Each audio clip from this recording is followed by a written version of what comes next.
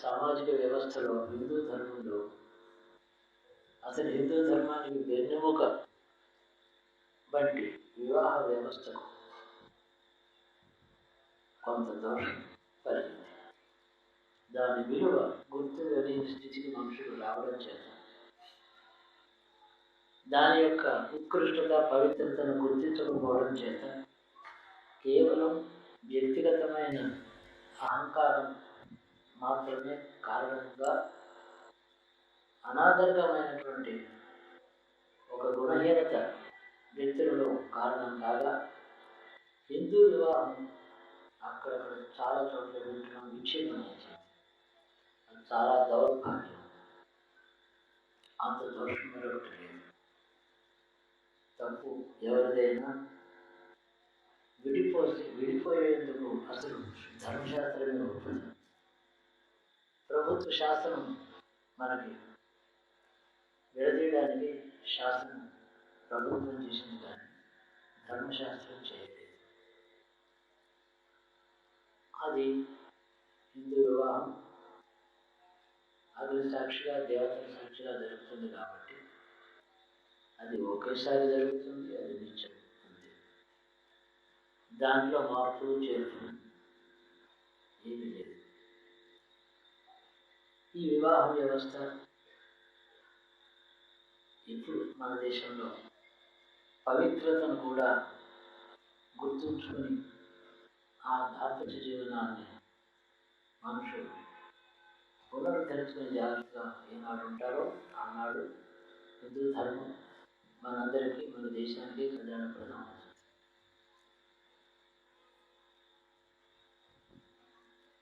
అనసూయకి సీత వెళ్ళి దండం పెడితే అనసూయ చెప్పింది,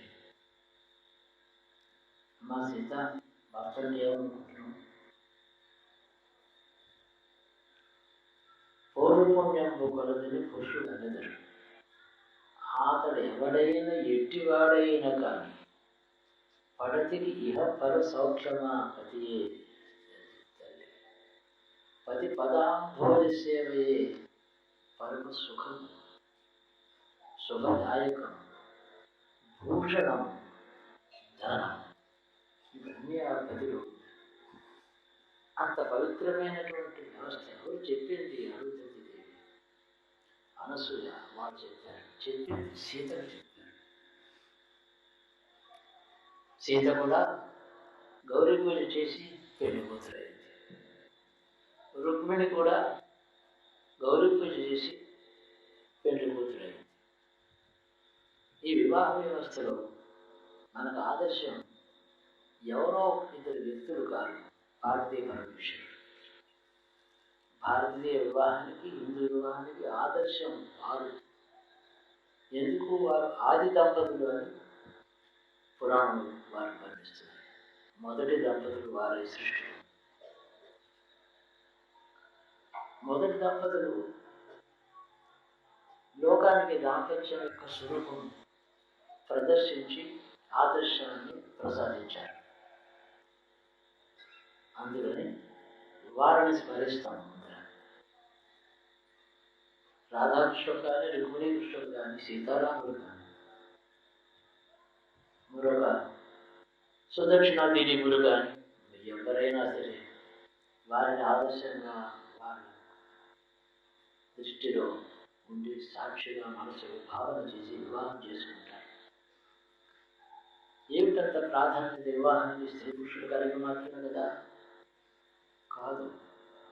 దీనికి ఫలితం ఇహలోకంలో సత్సంతానం, మంచి సంతానం.